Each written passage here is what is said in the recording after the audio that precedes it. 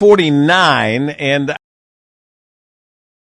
I understand and feel the pain of all of the members of the Michigan Chamber of Commerce, of the Chamber of Commerce itself, to all businesses in this great state of Michigan. It's been horrific, and it's even worse when you look around and see other states that did not shut everything down and is in either the same position or in better shape than we are.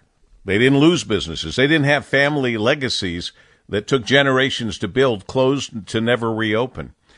So I understand what the Michigan Chamber of Commerce is saying, and the Reopen Michigan Safely Coalition is saying, these thousands of businesses, as they say, they oppose Governor Gretchen Whitmer's predetermined extension of the Michigan Occupational Safety and Administration COVID emergency rules that they say essentially ban the safe reopening of the office spaces for up to another 6 months. Rich Studley is the president and CEO of the Michigan Chamber of Commerce. Good morning, Rich. Good morning, Paul W. Good to be with you. Nice to be with you. You're not going to get an argument from me if you say that this whole pandemic has been politicized. I was the first to be saying that in the very beginning. It was so obvious to me that most of the decisions being made were political. We were told they were by science, but nobody showed us the science. Well, now the science is showing us that it's really bad and we should shut down. I think that puts you guys in an awkward position, Rich. Paul W., it is a complicated issue, and I serve as a member of the Governor's Advisory Commission on the distribution of vaccines. We agree with the Governor and Lieutenant Governor that we have to stay focused on distributing safe and effective vaccines, that's the best solution to this problem. But we're not going to solve this problem by continuing to operate under government regulation by press conference. The administration signaled months ago that they were determined to extend a temporary emergency rule that was adopted last year for yet another 6 months. They got pushed back on that, and they created a working group, but it was clear from the beginning that this was not a serious or thoughtful process. They were going through the motions. The governor announced at a news conference that she had arbitrarily and unilaterally decided to extend the ban on office work for another 6 months. Yes, cases are up. Yes, the new variants are a challenge, but if you look at the administration's their own health data, the increase in cases continue to be in long-term care facilities. Offices are not long-term care facilities, and many of the increased cases are among younger people, especially middle school and high school students. Middle school and high school students are not commonly present or employed in office settings. If there's one thing employers have learned over the past year, it's how to operate safely, how to reopen safely, and to protect their employees and customers.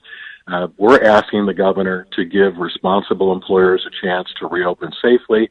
Instead, she has ignored employer input and decided unilaterally to extend the rule for another 6 months, which means the new process could take 6 to 12 months. It might be another year before this rule is lifted.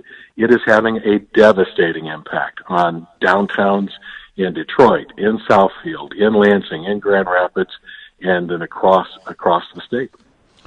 The president and CEO of the Michigan Chamber of Commerce, Rich Studley, with us here on the Paul W. Smith Show at WJR. I don't have it right in front of me, but I remember when she made this pronouncement about extending for another 6 months, she said, this does not mean that we won't let you open your office for the next 6 months, but she said that's how people would take it. Tell me how you take this. If you remember that quote, she said that it didn't mean she was shutting things down for 6 months.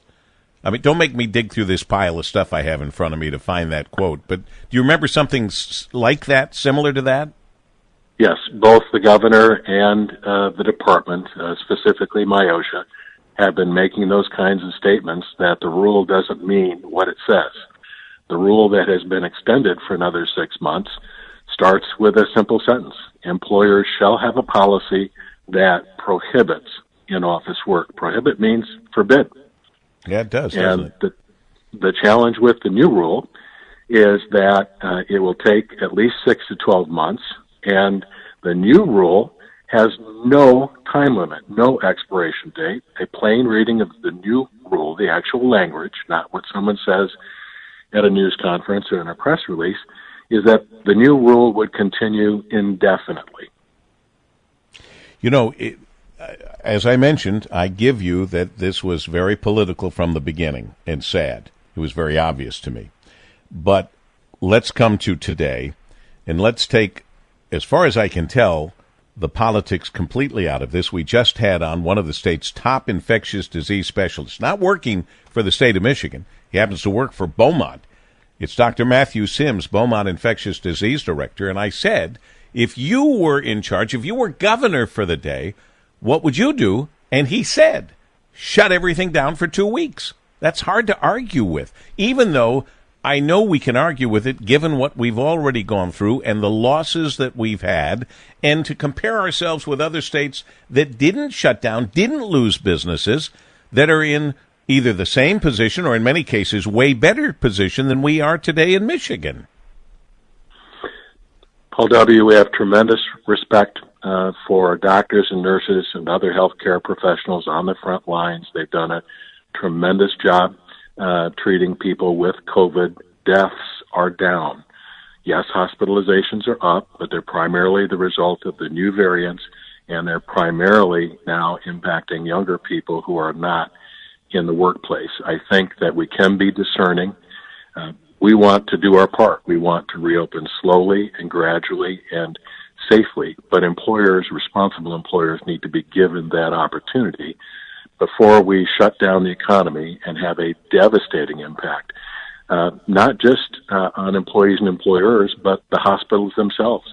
The last shutdown was creating some very serious problems for Michigan's hospitals as procedures were postponed and canceled. And so we're all in this together, but we can do better. We have to reopen Michigan safely. And a lot of people agree with you on that, and probably agreed with you and me when we said we didn't need to shut down, and the more damage was being done to kids not going into school, etc. We know the whole litany. I'm going to make you governor for the moment, Rich Studley. Give me your statement to the people of Michigan regarding this pandemic and what you would or would not do. Take advantage of safe and effective vaccines, wear a mask, social distance, but get back to work. Go on about your lives thoughtfully and carefully. We're all in this together, and we'll get through it together. President and CEO of the Michigan Chamber of Commerce, Rich Studley. Thanks, Rich. Thank you.